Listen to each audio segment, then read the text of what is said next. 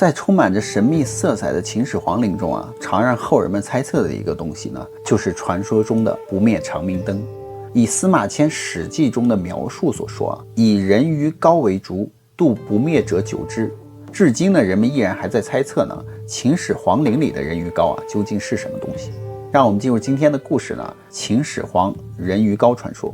以下的故事非常玄幻，大家理性观看。Hello， 大家好，我是小雨。Hello， 大家好，我是小唐。节目从今天开始会开启免费的抽奖活动，详情请看节目最后介绍哦。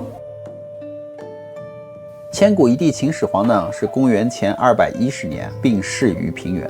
后来呢，胡亥将他埋葬在了秦始皇陵之中。按照典籍上的描述呢，这座陵墓啊非常的庞大，而且里面的设施呢十分的齐全。为了让地宫的灯火终年不熄呢，他们居然使用了人鱼膏作为燃料。那人鱼膏究竟是什么呢？它为什么能够让火焰永恒的燃烧而不熄灭呢？上古时期真的有人鱼吗？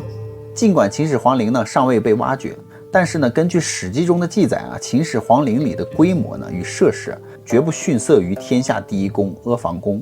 而这一座地下宫殿当中啊，全是宝物，所以地宫中有一套极为复杂的防御系统。另外呢，为了保证秦始皇的尸体不会腐烂呢，他们还往宫殿里注入了大量的如同江河湖海的浩瀚水银，还有那永不熄灭的人鱼膏烛，给这座地下的宫殿呢增添了更多的神秘色彩。很多人都很好奇啊，人鱼膏到底是不是真的存在呢？为此啊，人们就开始了从各种历史的遗存中啊去寻找答案。不过呢，首先要解决的就是人鱼是否存在的问题。那说起人鱼呢，这种生物还真有不少传说。传说在23000年前呢，地球上同时存在着大中小3种人。中人呢，也就是我们现在体型的人类，他们是陆地上的王者。而在无边无际的大海里呢，就生活着许许多多的这个美人鱼。他们的上半身是人，下半身是鱼，也有上半身是鱼，下半身是人的。有些人鱼呢，只能够在水中生存，有的呢，同时长了鳃和肺，可以在陆地上生存2到3个小时。他们的身高呢，大约2.5米，长着浅棕色的头发，灰色的皮肤，深蓝色的眼睛，耳朵很小，里面有一层防水膜。他们身上布满了鳞片，脸侧的鳃呢有细鳞。男人鱼呢可以力举千斤，女人鱼呢则拥有超自然能力。他们的寿命呢相对较长通常在200年以上。那无独有偶，在新西兰的毛利族中居然有一个神话，那就是美人鱼帕尼亚呢与毛利人的首领之子卡里托奇相爱。2个人偷偷结了婚，可是帕尼亚是海洋生物到了白天呢，他就得回到海水当中，不然就有生命危险。但是卡里托奇呢却对此不以为然，他一直试图想要留住他的妻子。而村子里当时的村长呢就对他说，帕尼亚要是吃了煮熟的食物就再也回不到海里去了。因此呢，卡里托奇呢就趁这个妻子熟睡的时候悄悄地将一片熟食放到了他的口中。然而帕尼亚并没有像长老所说的那样，居然猛然地醒了过来，然后惊慌地奔向了大海，被深海中浮出来的族人呢给救了回去。从此以后呢，他们2人就再也没有见过面了。而这个令人心酸的故事呢，一直在毛利人之间流传着。时至今日呢，还有人说他们在大海的深处看见了帕尼亚张开双臂好像是在等待着他所爱的人呢向他表示歉意。在新西兰的纳皮尔斯呢，现在还有一尊帕尼亚的雕像，它是这个城市的标志。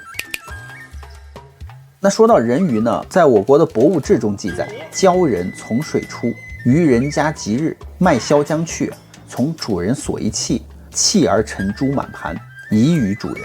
从这些记载中就得知呢，海里面是有鲛人的，鲛人呢就是人鱼，人鱼器成珠而满盘，以与主人呢，可见其同情贫寒的善美之心。据说人鱼一族的历史呢，是在后羿杀了9日之后得罪了天神于是被贬到了大海里成为了鲛。那鲛人呢是一种很有智慧有爱心的种族他们能够在大海之中呢自由遨游，还能够与鲸鱼海豚之类的海洋生物载歌载舞。以其智慧和机敏不久之后便在水中建立了王国，统治着整个海洋。他们有着远超人类的科技和文化，牢牢地掌握着水中的奥秘，可以制造出许多神奇的水下兵器。不过鲛人也并非没有破绽，因为他们的生命依赖于水，所以离开了大海呢，他们很快就会变得衰弱，甚至死去。再加上鲛人族的贪婪呢，而使得他们不断的相互厮杀，于是最后呢，鲛与鲛人之间往往会因为争夺资源、权力而爆发惨烈的大战。一些鲛人更是会放弃自己的尊严呢，只为了获得人类的尊重。从这一点就可以看出啊，不管是国内还是国外呢，人鱼的传说啊都有着古老的渊源。人鱼两个字呢，最早是出现在《山海经》里，《北次三经》里就说呢，右东北200里有座龙侯山，山上没有草木植被，但出产金和玉。那决水呢从山上发源，向东呢流入黄河。决水中有很多的人鱼，外形呢像地鱼，有4只脚，声音呢像婴儿。吃了这种鱼肉呢，不会得痴呆。《山海经》中呢，至少记录了有5种不同的人鱼。较早的呢是《山海经》的海内南经一段描述，里面就说伯鱼国、里尔国、雕蹄国、北渠国皆遇水难。这里所说的雕蹄呢，其实就是鲛人。鲛人呢，也就是人鱼的一种，身上有鱼鳞，能够在水里活动自如。到了岸上呢，能够像人一般行走。除此之外呢，还有赤如、灵水。赤如呢是生活在青丘之山，那里经常有九尾狐出没。赤如极为罕见肉质也极为鲜美。据说曾经有一个皇帝呢想尝尝赤如的味道，于是就派了2万士兵呢去抓捕。不料呢，赤如在沼泽之中编织了一张大网，在网上铺了一层水草，最终将2万多人困在了沼泽里，一个都没有活了下来。显然赤如与美人鱼一样都能够读懂人心，有着人类的思维，与《山海经》中的其他的妖怪截然不同。而灵鱼呢是海中之物，据《海内北经》记载呢，在北海的海域之中有一种半人半鱼的生物名为灵鱼。灵鱼身躯似鱼，但手脚俱全，可以在陆地上行走。海内北经中所说的这个大海大部分的学者都认为是北冰洋，还有一些学者认为是朝鲜半岛的沿海地区。在清初的一个神话中呢，灵鱼呢是生活在高丽北岸，相貌呢美丽，经常出现在荒无人烟的海滩上，引诱路过的男人。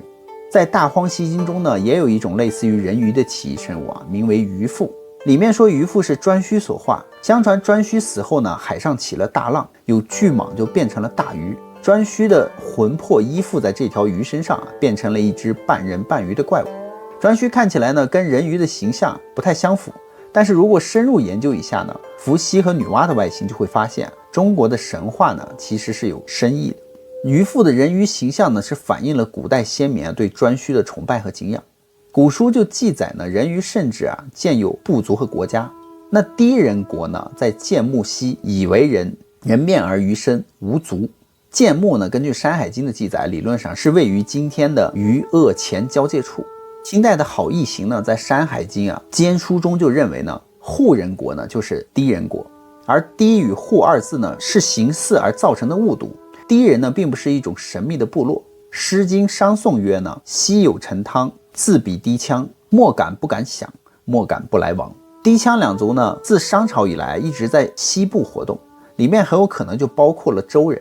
只是随着时间的推移呢，他们渐渐的华夏化。在16国时期呢，低族曾先后建立了陈汉、仇池、前秦、后梁等政权。传说中这种长着鱼鳍和人面的没有双腿的生物有着神秘的能力，他们很少和人类交流相传低人呢是炎帝的后人，故而才能在天地之间来去自如。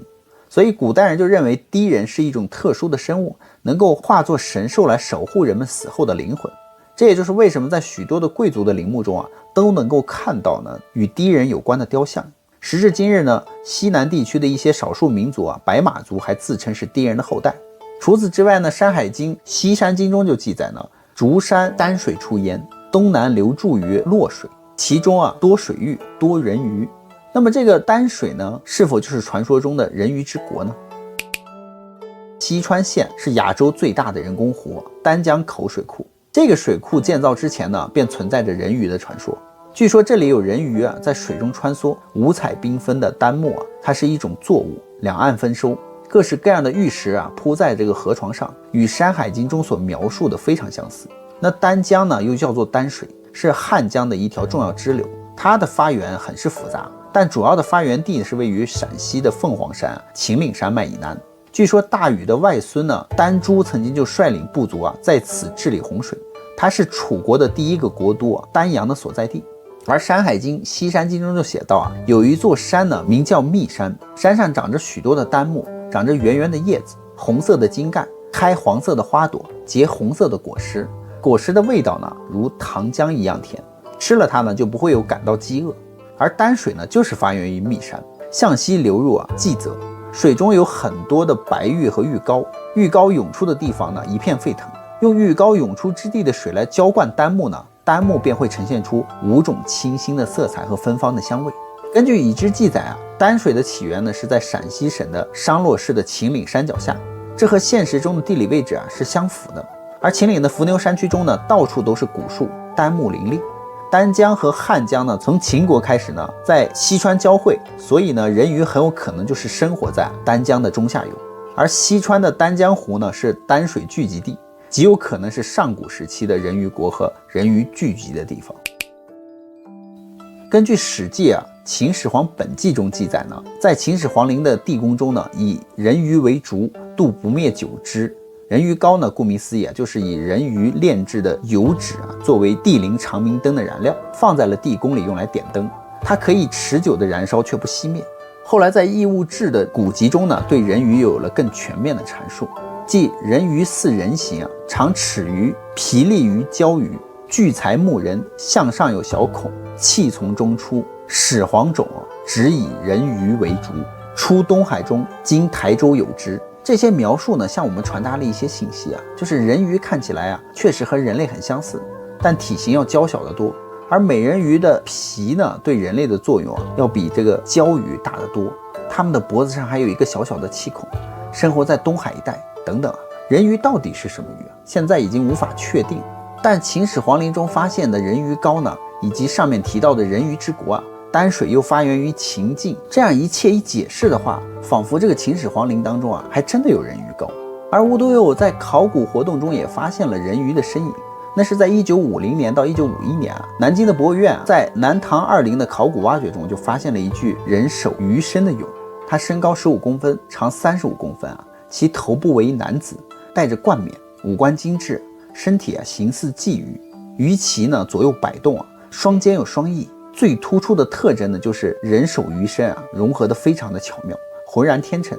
此外呢，上个世纪80年代在宝鸡周边的一处西周的古墓中也出土了540枚玉制鱼璧，为住在黄淮之间的东夷、淮夷、徐夷等部落所铸。中国最早发现人鱼的应该是在公元前1046年到公元前771年，如果按照西周晚期，距今呢也有2700-800年了。而另一种被大多数科学家所接受的说法呢，就是秦始皇陵里的人鱼呢是指的是金鱼。为何更有可能是金鱼呢？因为金鱼身上确实有很多的油脂，是很珍贵的燃料。另一篇的古籍《太平御览》呢也是这样认为的，上面就说始皇种燃金鱼膏为灯。至于长明灯为何久久不熄呢？或许是有人打开墓葬的时候里面空气流动，油脂里的成分和空气发生了反应呢，因此才开始燃烧。当你关闭这个墓葬的时候呢，就会慢慢的熄灭。还有一个原因就是古时候这个墓穴呢都有通风口，对于当时修建了万里长城的秦始皇的工匠来说建造几个通风装置应该是很容易的。但是上述的这些猜测呢，我们都无法考证。为了保护秦始皇陵呢，我国已经将其封存了，所以一切的答案都要等到秦始皇陵的开放，考古学家呢前去研究的时候才能够解开这个谜题。那么好了，故事呢与各位就讲完了。好啦，我们今天的视频就到这里，看过的朋友给个鼓励，点赞留言支持我们一下哦。我们会从每期的节目当中抽取一位幸运的粉丝观众，免费的奖品呢就是小雨之前在节目中讲过的书籍，以及小唐抱过的娃娃哦。所以一定别忘了精彩的留言哦，没准下个幸运的粉丝就是你哦。那我们下期节目再见吧，拜拜。